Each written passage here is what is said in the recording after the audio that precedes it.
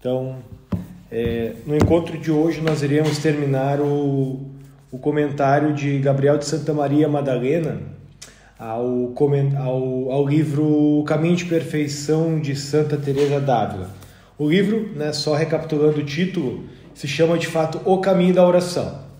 Então é um livro que ele escreveu comentando essa obra de Santa Teresa d'Ávila, que foi, digamos, a obra que inaugurou o Carmelo, porque ela escreve, é a primeira obra que ela escreve para as monjas do primeiro Carmelo de São José, reformado, o Carmelo reformado.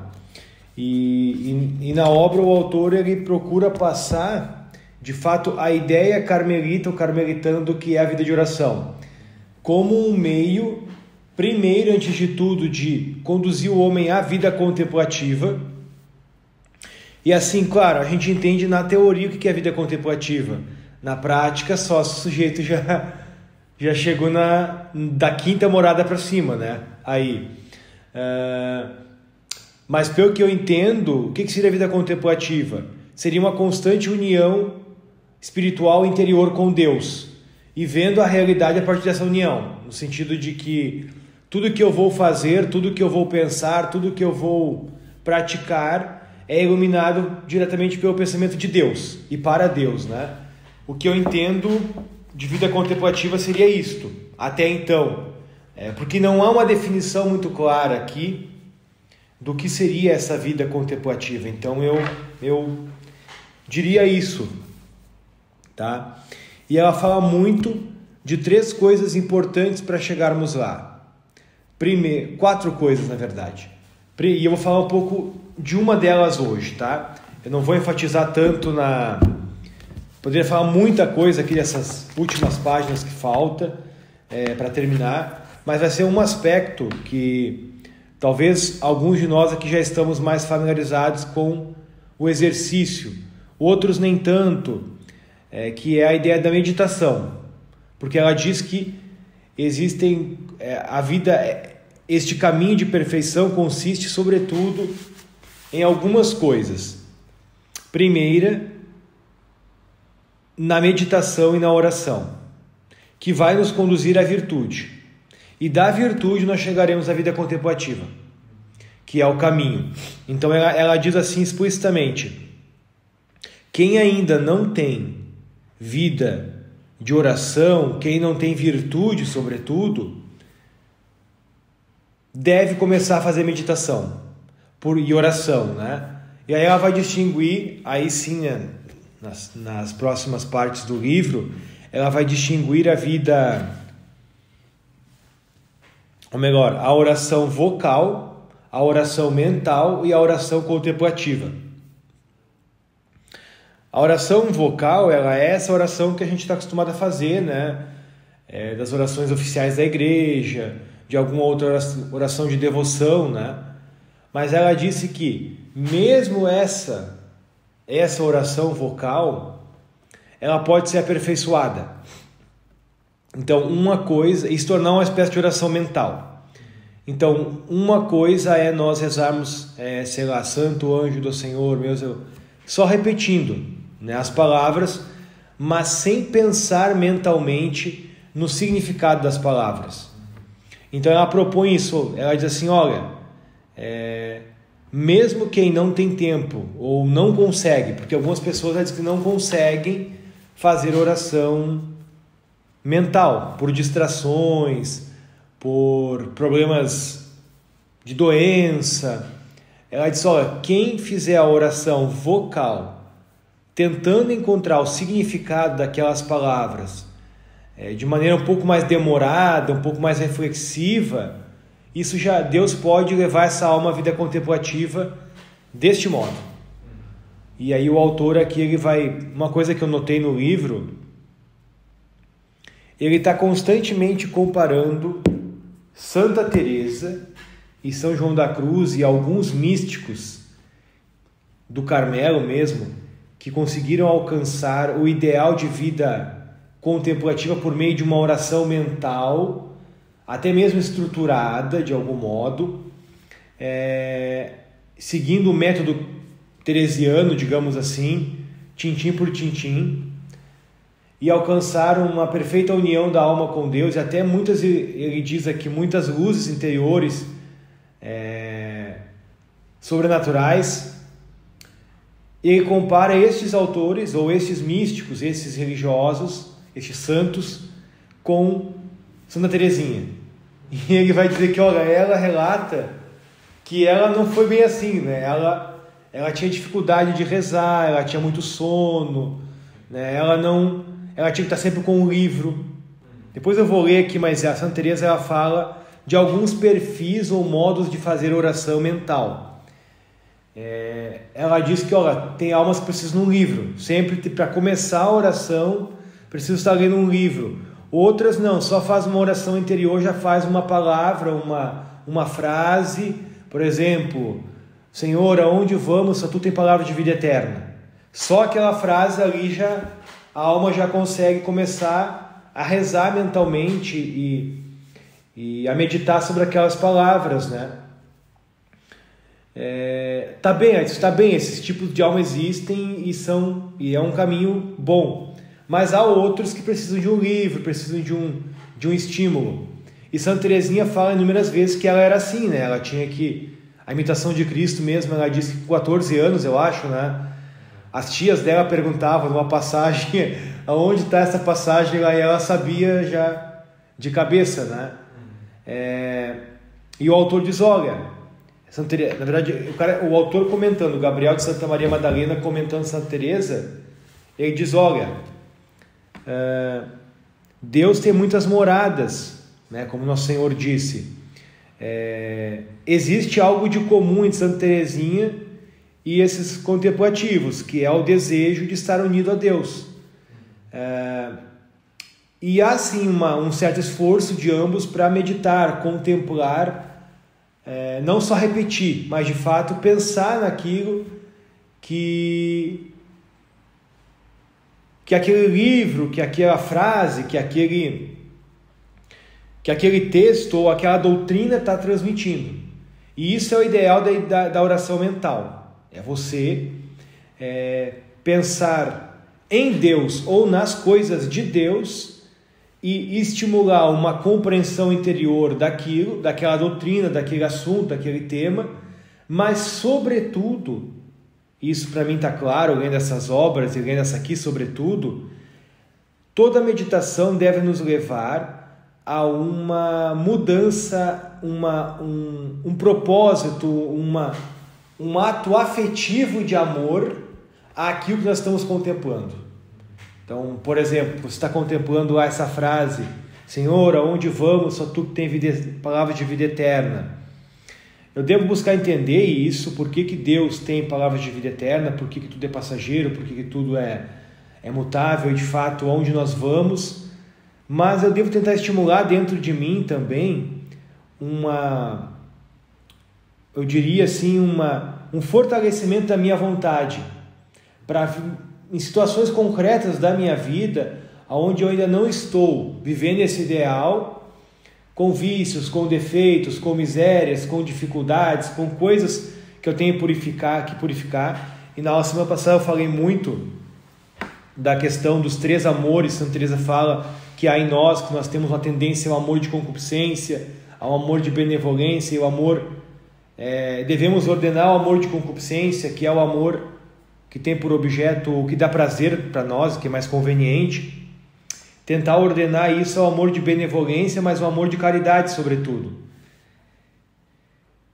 Então, é para isso que existe a oração, sobretudo mental. Ela não é só para ser um exercício teórico, especulativo, contemplativo, mas ele deve ser um exercício também, sobretudo, da caridade. Nos levar à caridade, inflamar o amor a Deus no nosso coração. Então, por exemplo, as obras de Santo Afonso, elas são muito claras nesse sentido, né? Você vai ler uma obra dele de espiritualidade, ele tem ali a reflexão, mas ele tem os afetos, que ele chama, né? Para mover o nosso coração a fazer a vontade de Deus. Então, Santa Teresinha, ela chegou a esse nível muito profundamente, né? Tanto que ela relata na História de uma Alma que... Tu já leu a História de uma Alma, né? Tu vai lembrar dessa passagem que ela diz lá que quando ela descobriu que ela estava com tuberculose, era uma quinta-feira santa, e ela tinha algumas permissões para poder fazer os ofícios, né, da regra ao modo dela, porque ela não conseguia cumprir com as outras, né? Então ela tinha permissões. Naquele dia ela tinha pedido para ficar na vigília, na madrugada inteira, na igreja, e a superiora dela não deixou, né? Porque a da saúde frágil, ela achou mais prudente não. Então ela foi dormir meia-noite. Quando ela se deitou na cama, ela tossiu muito forte assim, e ela sentiu que tinha acontecido algo diferente. Aí ela diz assim: olha, eu preferi não me levantar para abrir a janela e ver, para mortificar a curiosidade, me joguei nas mãos de Deus. Mas ela disse que sabia que tinha acontecido alguma coisa diferente. Aí ela disse que quando acordou de manhã estava o pano dela com sangue, assim, um pouco de sangue. E sabe qual foi a resposta dela? Ela pensou com ela assim, não sei se foi essas palavras exatamente, mas que eu não lembro muito bem as palavras, mas ela disse: olha, ela disse assim, algo assim, ela disse que se alegrou, e ela disse assim: eis que o meu amado se aproxima. E ela disse que na outra noite aconteceu a mesma coisa. Então as palavras foram essas: eis que o meu amado se aproxima, eis que vem o meu divino esposo, uma coisa assim. Ela falou, sabendo que se aproximava a morte, né? Porque na época a tuberculose era sem cura, né? Não tinha tratamento, né? Então existe uma vontade mais desapegada do mundo, mais unida a Deus e mais contemplativa do que isso. Se você chegar a esse ideal de vida interior, você de fato é uma pessoa muito próxima de Deus, né? É difícil o mundo te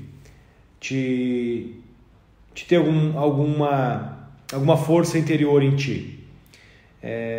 Então ele está constantemente comparando o ideal carmelitano, que é o ideal de buscar a água na fonte de água viva, e Santa Teresa diz que esta fonte da água viva é a contemplação.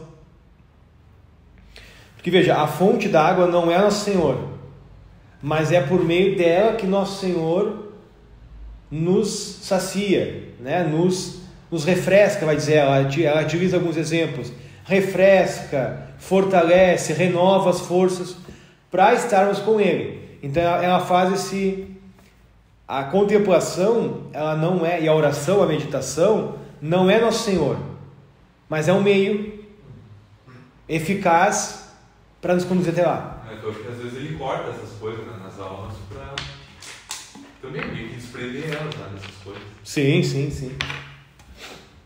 Dificulta, né, para que a alma se fortaleça nele e não naquilo, né?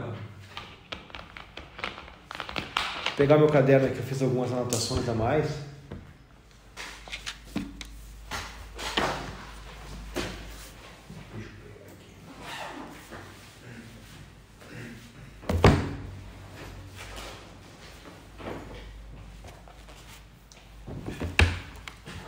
A gente estudando essas coisas, a gente pode ter dois movimentos possíveis: ou se frustrar e se desesperar, confiando demais em si, né? Ou a gente se humilhar e dizer: meu Deus, esse é o caminho, né? Mas geralmente, assim, eu não conheço as pessoas que eu conversei já, a tendência no início, pelo menos, a um amor próprio, né, um desânimo, né, grande, né? Porque na última aula eu li aqui uma passagem de São João da Cruz, onde ele fala assim, como que chegar à perfeição? A alma deve ser propensa não ao mais fácil, mas ao mais difícil, não ao mais saboroso, mas ao mais insípido, não ao mais deleitoso, mas ao mais desagradável, não ao que consola, mas ao que desconforta. Então, de fato aquilo que a gente falava naquela vez dos graus da humildade, né? Aquela oração. chegar a esse nível de vida interior e de abandono é só com a graça de Deus. Sim. Se a gente pensar de verdade, a gente... É impossível, né? Pela nossa força não tem como. Então temos que nos abandonar mesmo, né? Na amizade com o Senhor. Bom. Vamos ver as anotações aqui. Então, atrás eu li um livro daquele cara, Anselm Grun, deixa eu ver. Já. Tem um livro muito bom, ele chama Espiritualidade Baixa, né? Ele fala de como a gente usar os nossos erros, nossos pecados, nossos traumas como meio para chegar a Deus, né? Isso Sim. também é uma possibilidade. Aí ele fala, em certo caso, de uma história de um monge lá que pediu permissão para o abade de... Não sei, né? Acordar cedo, fazer uma oração, ficar em vigília, não sei. Ele falou, eu consigo fazer isso. Aí o abade respondeu, se tu consegue, já não tem valor. Tipo, é algo que... Enfim, é algo que tu tem que procurar o que é mais difícil para ti, não, porque tu não consegue às vezes, né? Sim. E se apoiar na graça de Deus, né? Porque se tu consegue, tu já tá do lado dos justos. Aí já não há consolação para eles. Tem um outro livro nesse sentido. Tem outro livro nesse sentido que é um livro inspirado em São Francisco de Sales, que é A Arte de Aproveitar as Próprias Faltas. Esse também é nesse sentido, assim. Ele tem uma passagem que me marcou, que ele diz assim: uma alma assim, ela tá meio que escrupulosa, assim, desanimada. Eu nunca vou chegar à perfeição, eu nunca vou ser um grande santo. Então ele dá um conselho para essa alma. Eu acho que é algo retirado das cartas que ele escrevia mesmo. Por isso que é tão valioso. Ele diz assim: olha, se eu fosse você, minha filha, eu falaria o seguinte para Deus: olha, Deus, existem 2 tipos de alma. Umas que vão dar glória a Deus, manifestando a sua onipotência, né? A sua majestade, a sua perfeição, por grandes atos heróicos, como me vem na cabeça agora São Francisco de Paulo, que ressuscitou 2 vezes a mesma pessoa. Existem almas assim, grandes penitências, grandes atos de heroísmo, mas existem outras almas que vão dar glória a Deus pela conversão e pela miséria delas, no sentido de que Deus pode transformar elas, né, e dizer: meu Deus, assim, ó, como Deus é grande, Deus pode fazer dessa porcaria algo minimamente agradável, né, aos seus olhos. E ele diz assim: ó, eu diria que eu sou desse grupo aqui. Sim. E me abandonaria nas mãos de Deus. É mais ou menos assim a passagem que ele diz. A ideia é essa, assim. Então esse é um livro bom nesse sentido também, que me vem à mente, assim. Bom, então agora que Santa Teresa vai começar a falar de como que nós podemos buscar esta fonte da água viva, que é a contemplação. É o desejo de estarmos constantemente pensando, falando e fazendo o que Deus faria. Basicamente isto é a vida contemplativa, a vida interior. É o propósito que Deus nos chama, e isso só é alcançado por meio da oração, e diz ela, e sobretudo da oração mental. Não é uma questão de escolha, diz ela. Agora eu entendi a famosa frase que o Padre Paulo tanto repete: determinada determinação. É no contexto que ela está falando da oração. É claro que a gente pode aplicar essa frase a tudo de bom que Deus nos dá na oração, que Deus permite a gente, de propósito, a gente inteligir e fazer aquele propósito de vontade. Eu vou fazer isso, ter uma determinada determinação, uma vontade determinada, mas ela fala sobretudo daqueles que se propõem e que se decidem a fazer a oração mental, mesmo na maior aridez que a alma tiver, mesmo na maior dificuldade, ela não deve nunca abandonar esse propósito. Aqui São Francisco de Sales vai falar do horário de se fazer essa meditação. E ele diz: olha, o ideal seria de manhã.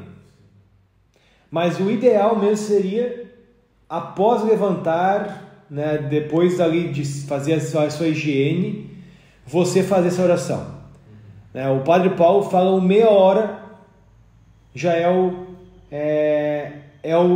muito bom. Ele diz aqui 1 hora e não mais que 1 hora. Tá?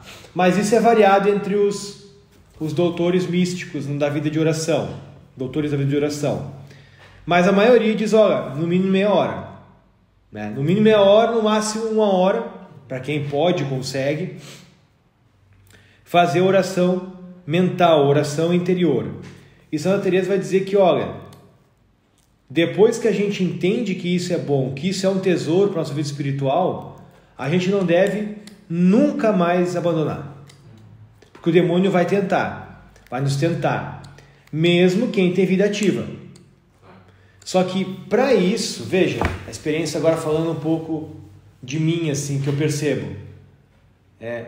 Para conseguir cumprir isso, a gente vai ter que fazer só para conseguir, pensa na questão do sono, que hora dormir, que hora não dormir, o que fazer. É coisa muito prática. Mas vai exigir de ti, no meu caso foi assim, imagina, eu tinha uma vida que, sei lá, só pensava em futebol, não tinha horário para dormir, não tinha horário para acordar, passeios muitas vezes inúteis, sem hora para dormir.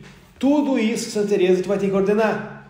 Porque se tu, experiência que eu tenho, o dia que eu digo, não, vou acordar mais tarde, ou eu vou...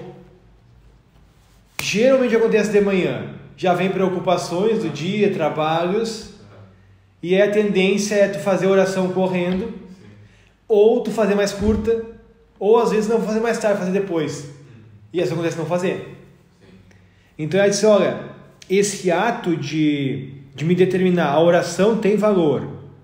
Eu vou fazer. Para isso vai exigir virtude. Mortificação de alguns prazeres, de alguns apegos, de algumas coisas que a gente acha, não, isso aqui não é pecado grave. Tu percebe que não é pecado grave. Mas é um apego que, se tu quiser dar esse salto mais sério na vida interior, vai te custar. Custa, né? Então ela diz isso, olha, não devemos nunca abandonar este propósito da oração. Nunca, nunca. Então aqui na página 112 o autor vai perguntar assim, olha, devemos ou não devemos utilizar livros?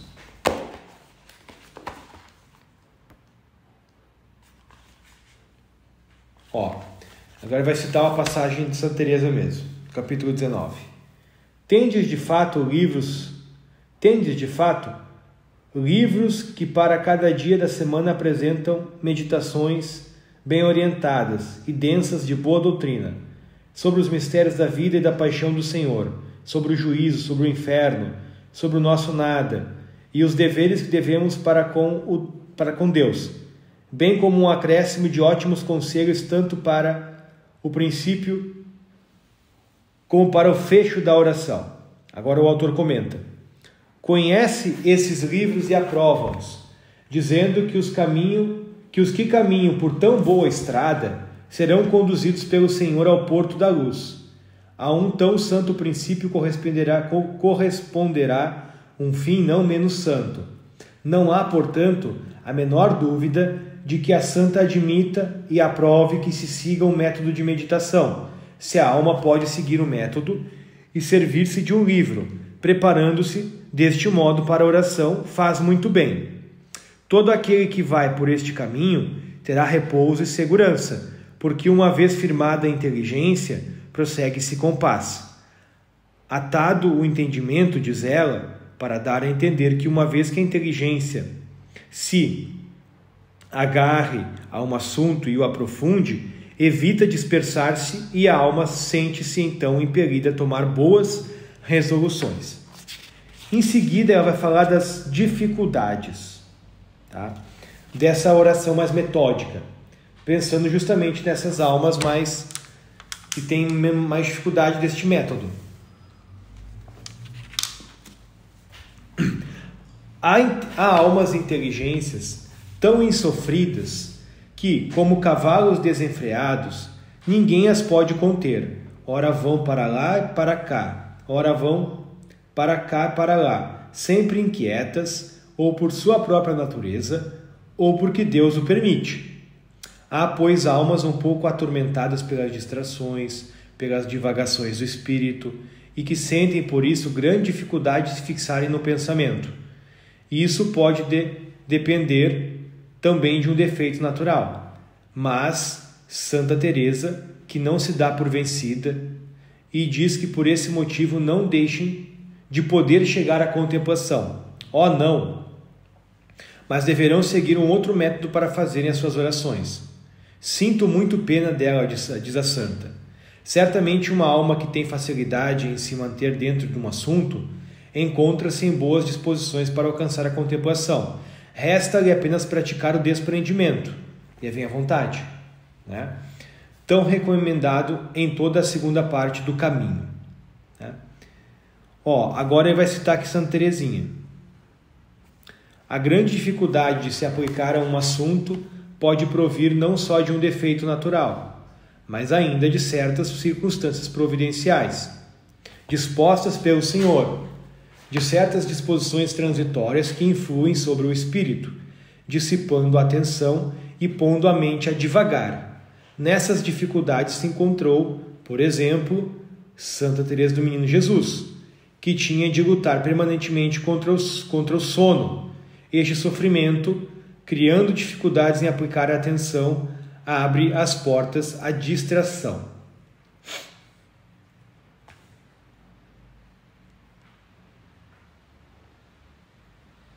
Em todos estes casos, deve a alma procurar vencer-se, mas não sempre do mesmo modo. Tá? Quem não pode fazer esta oração mental, faça a oração vocal e leitura e coloque-os com Deus. Não cesse de estar aplicada a oração, embora a maneira varie de um caso para outro, não a ponha à parte. Esse é o critério. Nunca pôr à parte a oração. É muito importante. Aqui para as meninas talvez que não tem esse hábito ainda, alguém, não se trata ainda assim de pura prece vocal, mas de prece acompanhada de reflexão, desde que não se deixe de consagrar a oração às horas determinadas. Ofereça-nos as horas determinadas. Se eu fiz um propósito, se eu vi que aquilo era bom, se tem diretor espiritual que me aconselha, eu devo fazer um esforço para cumprir aquele propósito. Então ela vai dar alguns recursos para se cumprir isso, para quem está começando, sobretudo, porque para quem está começando, eu me considero iniciante. Por exemplo, então eu preciso de um livro, preciso de um auxílio. Tem dias que não, mas tem a maioria dos dias que sim. Então, ela vai dar alguns recursos para isso. A leitura meditada e particularmente a conversação que devemos ter com o Senhor. E como ela insiste, quaisquer que sejam as disposições pessoais, é preciso dar-se à oração. Acontece que alguns, depois de terem vencido com fadiga e com muita fadiga os primeiros inimigos, se deixam vencer pelos segundos, e antes querem morrer de sede do que beber uma água que lhes vai custar tão cara. Então, para a gente querer chegar a essa contemplação um dia, é preciso passar primeiro por essas dificuldades de não desistir, de não dizer não, mesmo que um dia que nós não consigamos rezar por culpa nossa ou por alguma situação, a gente não pode abandonar aquilo pelo desânimo. Tem que sempre voltar, porque o fim da oração é de fato o ideal contemplativo, é chegar lá.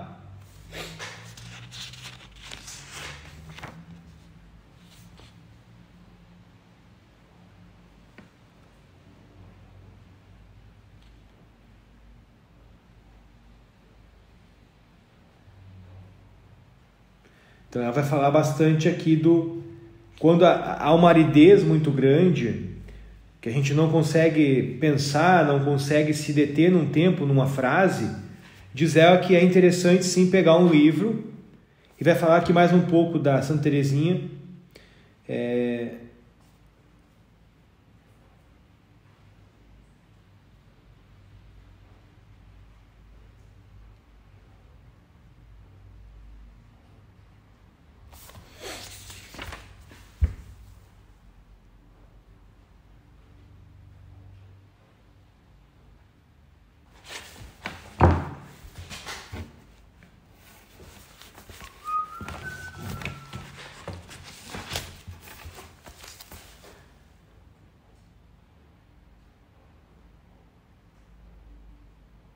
Eu já falei da ideia, da distinção que ela faz entre oração vocal refletida, oração mental e contemplação. Ela diz que a contemplação é outra coisa, mas o início é por meio desses tipos de oração.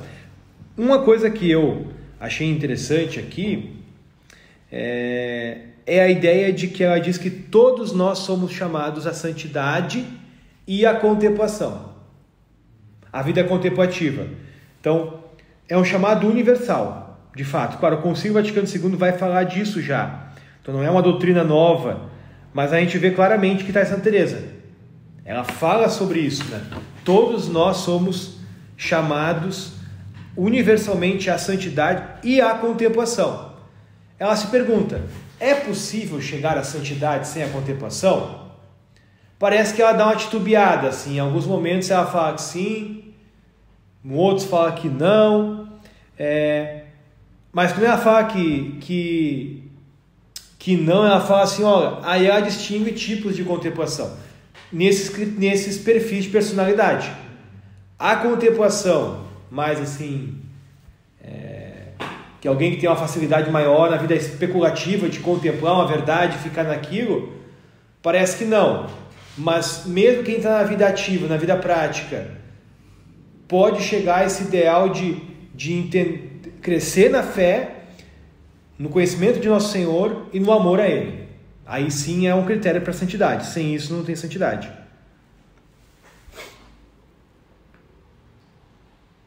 Eu fiquei pensando bem na cabeça agora, São Dimas, o bom ladrão. Tipo, no último ano da vida, foi um olhar dele para Cristo que fez ele, com certeza, o interior dele ficado agitado, né? Pra ele conseguir ver Cristo, que era rei, né? Claro. Ele teve um momento de contemplação ali, né? Com certeza. Santa Maria Madalena também, né? Também, claro. Esse é o exemplo, né? Santa Maria Madalena do ideal contemplativo, né? Marta e Maria, né? A tradição diz que Maria é Maria Madalena, aquela que está aos pés de Nosso Senhor contemplando, né? Então ela escolheu a melhor parte e aquela não será tirada, né? Não quer dizer que não tem que existir Maria, mas Maria tem que também, não tem que existir Marta. Marta tem que existir. E certamente Marta era uma santa, né? Sim, já era uma santa naquele estado, ou não sei se você quer santa, mas já era alguém muito próximo de Nosso Senhor, né? Com uma fé muito profunda, mas talvez não era perfeita ainda, né? Faltava para ela alguma coisa.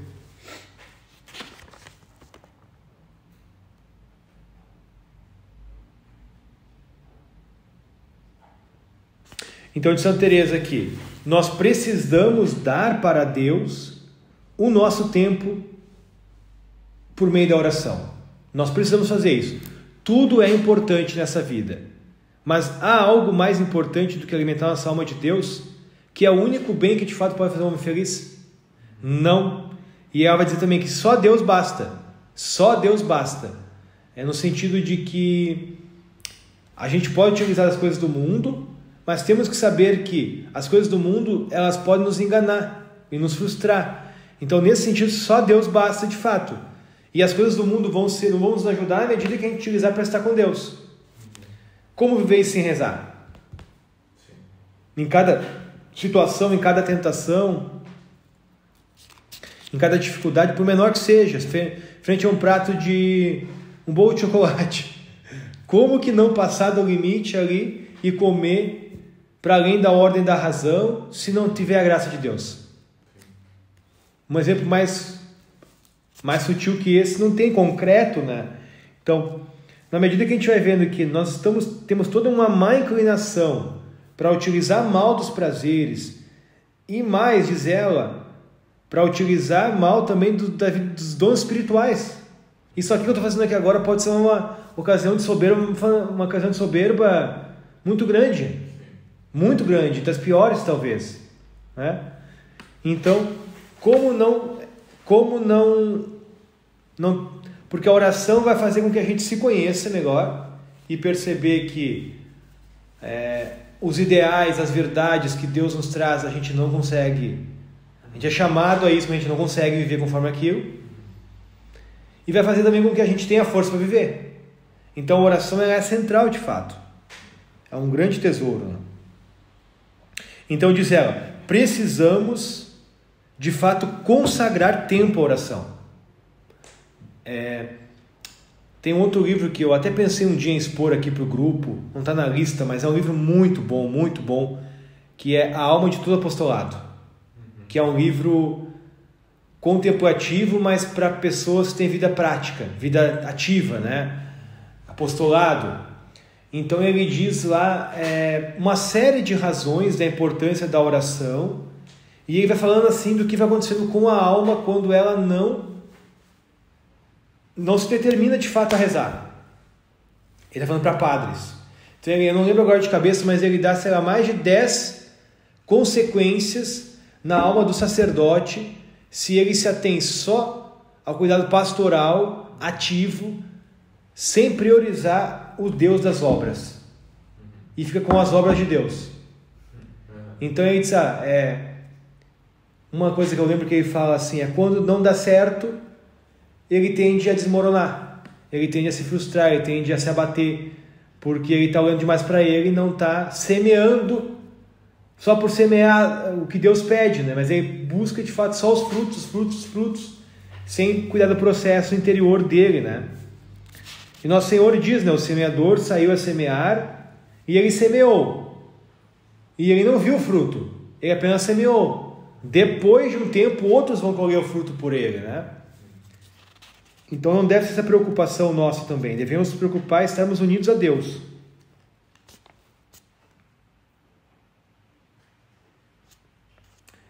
Então, na página 137 já vai dar uma definição de oração.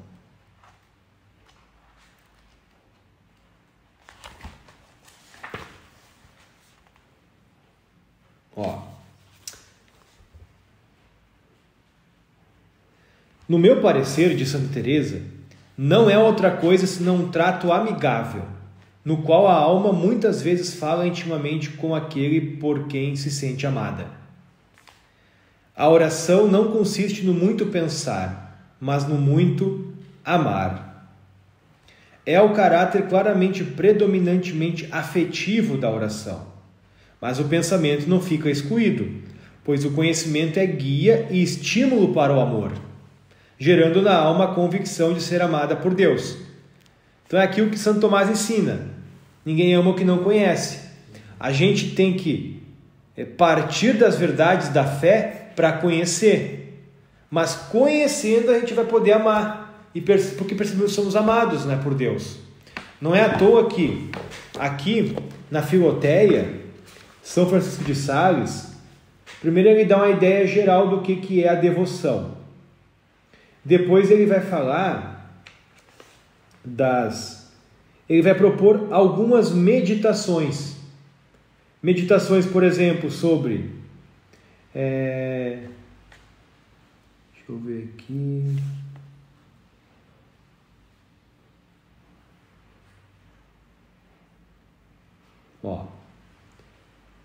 Ele fala de que precisamos nos purgar, que precisamos abandonar os pecados mortais, a afeição aos pecados. E para fazer a gente entender melhor isso, aí começa a primeira meditação, sobre a criação do homem. Nessa meditação ele vai meditar sobre o fato de que, por que eu existo no mundo? Por que Deus me criou? Precisava me criar? Ele criou por pura vontade, por puro amor. E aqui começa a fundir a ideia de que Deus me ama, porque eu só quero o que eu amo. Se Deus me quis, é porque Ele me ama, óbvio, então não há como desconfiar disso. Segundo, do fim para o qual fomos criados. Terceira meditação, dos bens que Deus faz por nós. Quarta, dos pecados. Quinta, da morte. Sexta, do juízo final. Sétima, do inferno. Oitava, do paraíso. Nona, da escolha entre o céu e o purgatório e o inferno. Décima, da opção pela vida devota. E aí vem a confissão geral. Então, após esse método de todas essas meditações que ele propõe, a alma vai se conscientizando do amor que Deus tem por ela e de como, de fato, estar longe de Deus é mal, é perigoso. né? Pecado.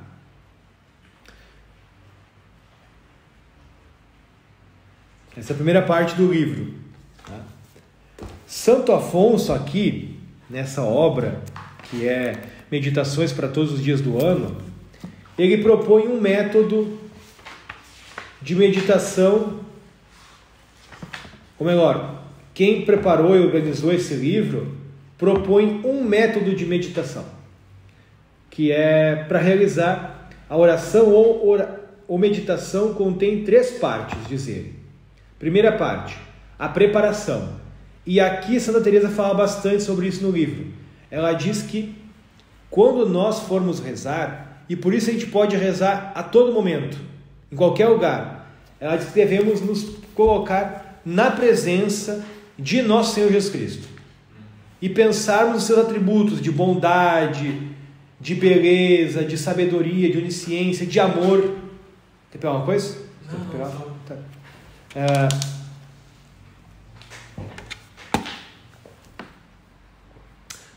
O seu sacrifício, seu amor por nós, por isso que a paixão de Nosso Senhor é o melhor estímulo para a meditação, porque a gente percebe tudo isso. Mas ela diz que é essencial nos colocarmos na presença de Deus, adorarmos a majestade divina. E aqui Santo Afonso fala isso, a preparação, que ele diz que consiste em 3 atos. Primeiro, um ato de fé na presença de Deus, dizendo: meu Deus, eu creio que estás aqui presente e vos adoro. Segundo, um ato de humildade, por uma breve contrição: Senhor, nesta hora eu deveria estar no inferno por causa dos meus pecados. De todo o meu coração arrependo de vos ter ofendido, ó bondade infinita. Santa Teresa também fala disso. Terceiro, ato de petição de luzes. Meu Deus, pelo amor de Jesus e Maria, esclarecei-me nesta meditação, para que tire proveito dela. E aí, por exemplo, São Francisco vai dizer: olha, convém rezar uma Ave Maria, um Pai Nosso ou um Credo, e aí começar a meditação. É só um método, tá? Mas Santa Teresa aqui, quando a gente faz o esforço, ao menos de se pôr na presença de Deus, de se conscientizar que Deus está junto conosco, de adorar a Deus, esse sumo bem, a nossa alma como que ela vai, a imaginação ela já vai se encaminhando para o cuidado das distrações. E isso ajuda na atenção, a fixar a atenção. Então esse primeiro ato de preparação da oração mental, diz ela que é muito importante para o resto da meditação. E durante a meditação também diz ela que sempre estar se retomando consciência de que estamos na presença de Deus. Tá? Então, agora, no que consiste a meditação? Vai dizer Santo Afonso aqui. Para a meditação, sirvamos sempre de um livro, ao menos no começo, parando nas passagens que mais impressão nos fazem. São Francisco de Sales diz que devemos imitar as abelhas, que se demoram numa flor enquanto acham mel e voam depois para outra. Note-se, além disso, que são 3 os frutos da meditação: afetos, súplicas e resoluções. Então, Santa Teresa vai falar disso também. Devemos estimular os afetos, as súplicas, mas os propósitos, as meditações, coisas que eu vou fazer, práticas concretas, não gerais, mas particulares. Por exemplo, neste dia, para me desapegar do mundo e amar a Deus, eu vou, sei lá, no momento em que me vier aquela tentação de falar mais, eu vou dizer: meu Deus, a minha opinião não vale nada. Eu sou nada, tu é tudo. Então eu quero a ti, eu não quero a mim. Um ato concreto, diz ela. E é preciso um esforço concreto de fazer isso de fato. De fato. Santo Afonso vai dar alguns exemplos aqui de afetos, né?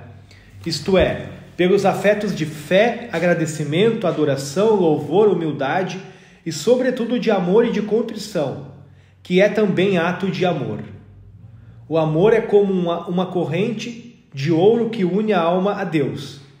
Conforme Santo Tomás, todo o ato de amor nos merece mais um grau de glória eterna. Eis aqui exemplos de ato de amor.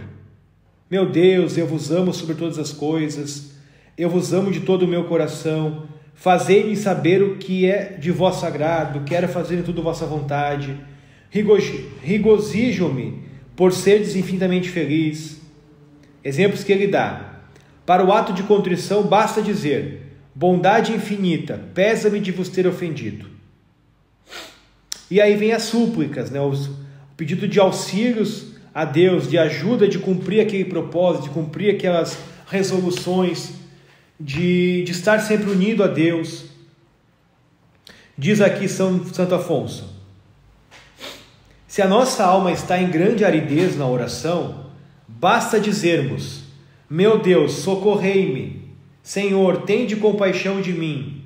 Meu Jesus, misericórdia. Ainda que não mais façamos nada, a oração será excelente. Aí a gente pensa, né, que é o falar muito, né, que é o dizer muitas coisas, né? Eu sempre me lembro de um paroquiano de São Coronel. Ele chegava para fazer adoração e nessa época era muito normal usar o livrinho, alguma coisa, né? Aí ele não estava usando nada, nem rosário, nem nada. Aí o São Coronel perguntou para ele qual era o método dele, né, de adorar Jesus. Aí ele respondeu que ele olhava para Jesus e Jesus olhava para ele. Foi isso, sabe? É o melhor método de adoração que tem. Com certeza. Claro, né? Eu tenho um pouco de pé atrás desse livro, porque eu acho que ele apresenta coisas de forma muito mecânica, eu acho, às vezes, né? Sim, sim. Sendo que na realidade não é assim, né? Não é todo dia que tu vai conseguir fazer esse passo a passo para chegar na meditação, né? Às vezes acontece no meio do teu dia a dia quando tá, sei lá, eu ajudo com meu pai trabalhando pesado, às vezes acontece já. Sim, sim, com certeza, com certeza. Eu acho assim que ajuda para quem está iniciando. Claro, sim. Né? Aí sim para quem nunca fez oração mental, é muito complicado. Você ter uma certa estrutura pode ajudar. Sim, mas eu concordo contigo, né? Quando a gente já tem um pouco mais costume, assim, mesmo não seja avançado, aí tem que ter uma abertura maior à espontaneidade, né? Então, o terceiro ato e aqui sim os diretores eles concordam que o terceiro ato ele é muito importante, se não mais importante, que é o ato da meditação mesmo. Que a gente está os 3 atos da meditação: afetos, súplicas e resoluções. A resolução, né? Antes de terminar a oração, cumpre tomar alguma resolução não geral, como, por exemplo, evitar toda a falta deliberada, de se dar tolo a Deus, mas em particular, como, por exemplo, evitar com cuidado tal defeito e assim por diante. Uma resolução concreta mesmo. E por fim ele fala da conclusão, né? Os atos da conclusão. Primeiro, dizer agradecimento das luzes recebidas de Deus.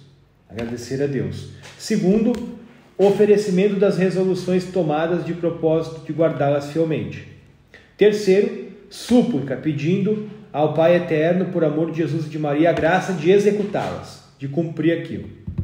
Ele diz que também se salienta que é importante nós rezarmos pela igreja, né? Terminarmos com o Pai Nosso, Ave Maria, ou alguma oração desse tipo. E depois da meditação, ele diz que é importante nós seguir o conselho de São Francisco de Sales, que ele chama fazer um ramalhete de flores, a fim de cheirá-lo durante o dia, quer dizer, imprimir bem na memória 1 ou 2 pensamentos que mais impressão nos fizeram, para os recordarmos e nos revigorarmos durante o dia. Tá? Manter o silêncio e o recolhimento. Conservar o mais tempo possível os afetos excitados na oração. Sem isso, o fervor concebido na oração esvaecer-se-á, logo pela dissipação no proceder ou pelas conversas inúteis. Então, para quem... isso aqui me ajudou muito no início. Porque a gente não ouve isso aqui. Quando é que nos ensinaram isso? Nas paróquias. Nunca, né? Então, a gente tem que ter o equilíbrio. A Santa Teresa fala isso, né? o essencial da oração é nós, de fato, nos pormos na presença de Deus, contemplá-lo, amá-lo, e isso ter fruto na nossa vida concreta, real. Isso é o essencial, mudança de vida mesmo, a caridade. O método, ele ajuda no início, mas eu acho que é importante, assim, no início, né? E mesmo, eu considero importante isso aqui ser estudado na escola católica. Não toda hora, porque uma criança não tem a estrutura afetiva para... Nem nós temos muitas vezes maturidade suficiente espiritual, intelectual e moral para compreender o valor desse tipo de coisa. Mas você tem que ter uma disciplina por semestre, um encontro, algo do tipo, ou que seja uma vez por mês, né? uma oficina de espiritualidade. Nas aulas, os professores também salientar, não a oração mecânica, mas o valor disso aqui para o aperfeiçoamento humano, né? Ensinar as crianças que isso aqui é um tesouro de fato, a vida interior, a vida de oração, estar unido ao nosso Senhor é um ideal sim, a gente não sabe como vai ser na hora da escola. A gente está vivendo uma época que muitas coisas estão sendo redescobertas, né? Mas o ideal da escola católica tem que ser isso aqui, não é só... É ensinar ciência, sim, ensinar a preparar as crianças para a universidade, para o Enem, para passar, com certeza. Até porque serão eles que daqui a 30 anos vão estar lá e vão conseguir reestruturar o sistema educacional de modo maior, né? Mas não se pode perder de mente isso aqui, porque senão é uma escola comum, né?